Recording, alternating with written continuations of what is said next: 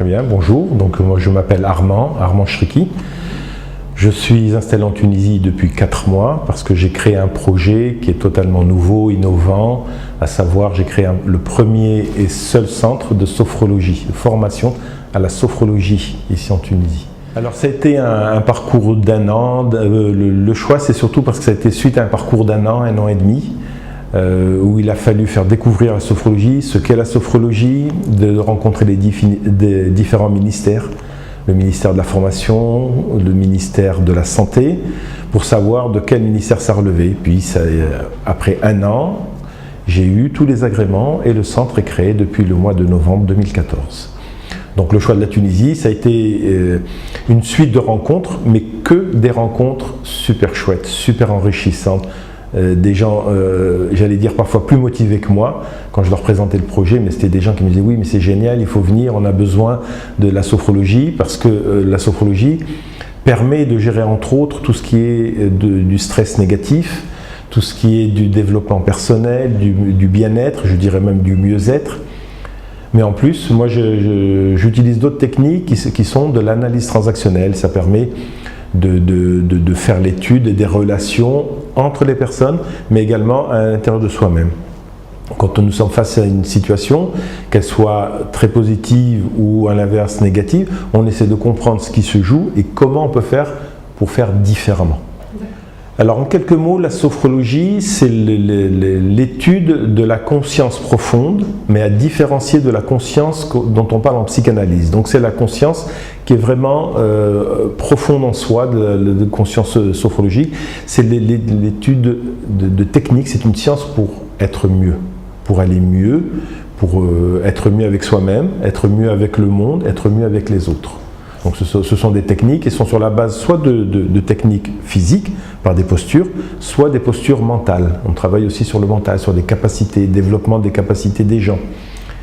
Et ce que l'on entend par capacité, ce n'est pas quelque chose d'imaginaire, c'est quelque chose de réel. C'est-à-dire on va aller chercher vraiment ce qu'il y a de concret chez la personne, ce qu'elle est capable de faire, et on va renforcer tout ce dont elle est capable, tous les points positifs. Alors ça pourrait relever de la médecine dans le sens où ça a été créé par un neuropsychiatre qui lui initialement l'avait développé pour tout ce qui était psychiatrie parce qu'il était contre à son époque, c'est-à-dire dans les années 1960, on traitait tout ce qui était de la psychiatrie grave par des électrochocs et lui était contre ce système. Donc il a cherché des techniques, il a entendu parler de phénoménologie, puis il a entendu parler de yoga, de zen et de tout ça. Il en a fait une technique pour les occidentaux et qu'il a appelé sophrologie. Alors le centre qui a été créé en Tunisie propose aussi bien de l'accompagnement, donc c'est ce qu'on appelle de la formation technique sophrologique, que de la formation à la profession de sophrologue, c'est-à-dire des gens qui veulent être sophrologues.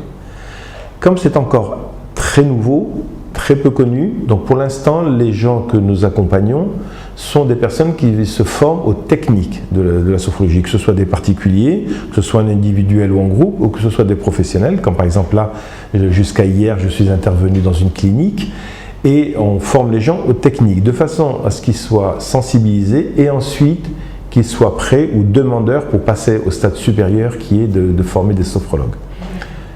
L'objectif réel et final, c'est de former des Tunisiens et des Tunisiennes à la sophrologie, pour développer la sophrologie depuis la Tunisie et pas importer la sophrologie. Alors, je vais prendre le cas d'une personne individuelle qui vient voir un sophrologue, donc il y a un premier échange, un premier contact, donc ça peut durer une petite heure où déjà la personne, le sophrologue se présente les techniques et la personne formule sa demande, c'est-à-dire qu'est-ce qu'elle attend, qu'est-ce qu'elle souhaite, j'allais dire, travailler.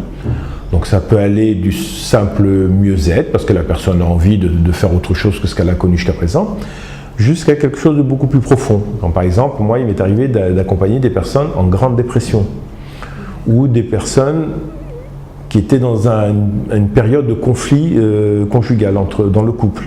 Donc voilà, elles ont besoin de voir comment faire autrement, comment gérer les difficultés pour essayer, dans la mesure du possible, de recoller les morceaux, de redémarrer, de se reconstruire, de reconstruire le couple si c'est un problème de couple, etc. Donc on échange et ensuite on définit un contrat Donc nous travaillons sous forme de contrat, mais ça peut être aussi un contrat verbal ou un contrat moral.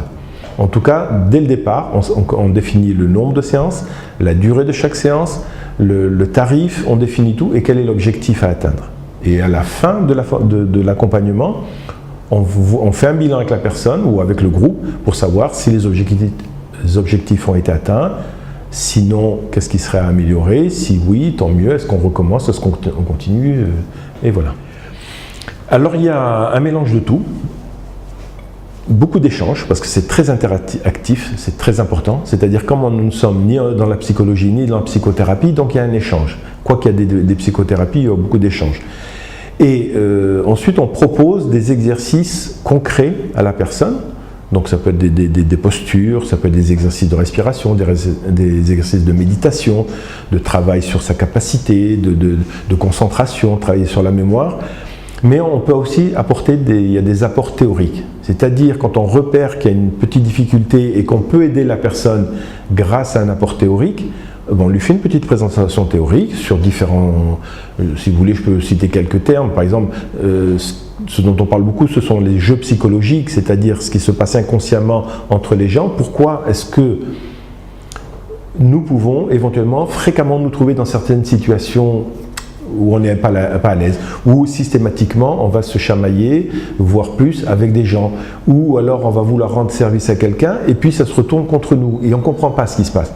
Donc nous on va apporter des concepts pour expliquer ce qui se joue en réalité. Donc voilà, et puis à partir de là on applique la sophrologie à, j'allais dire, la problématique. Alors le centre qui s'appelle Acceptaction, donc c'est-à-dire l'acceptation dans l'action, c'est un centre où il y a eu tous les agréments, toutes les protections au niveau de l'INORPI, des droits d'auteur. Donc ce centre, le siège social pour l'instant est au Mensa 5, mais il y a aussi un local où nous accueillons les particuliers ou les groupes, et quand il s'agit d'intervenir chez les professionnels, ça se fait sur place. Les futures formations de sophrologues, ça se fera dans des lieux neutres, c'est-à-dire en dehors des lieux de travail, de façon à ce que les gens soient complètement détachés de leur lieu de travail, parce que là, je vois les accompagnements que j'ai fait en clinique, ça rate quasiment jamais, où on est appelé parce qu'il y a un malade qui est hyper urgent, où il y a le téléphone, ou parce qu'il y a les hiérarchies qui a besoin. Donc voilà, donc ça se fait vraiment dans un lieu neutre où les gens sont totalement concentrés sur ce qu'ils font. Alors tous les particuliers, je les inviterai, s'ils veulent découvrir toutes nos techniques, c'est de nous contacter soit par téléphone, que je peux éventuellement donner, ou nous avons une page Facebook et un site web, donc www.acceptaction.fr, ou sur la page Facebook, si on tape Acceptaction, on trouve notre mur. Donc on peut nous joindre par là, par le téléphone, et puis par oui dire aussi, par relation. En fait, toutes les personnes qui peuvent être intéressées par nos techniques, c'est un éventail très très large. Donc ça peut être ce que j'appellerais le simple particulier, mais le professionnel, que ce soit dans le monde médical, paramédical, dans les entreprises, où on trouve aussi beaucoup de stress, tout ce qui relève des ressources humaines, tout ce qui relève où on a un contact avec une clientèle, mais ça peut être aussi par rapport à soi. J'ai rencontré des gens qui ont fait du yoga, qui ont fait des psychothérapies et qui sont encore insatisfaits. Donc on apporte un plus pour compléter tout ce qu'elles savent faire. Donc voilà, l'éventail est très très large.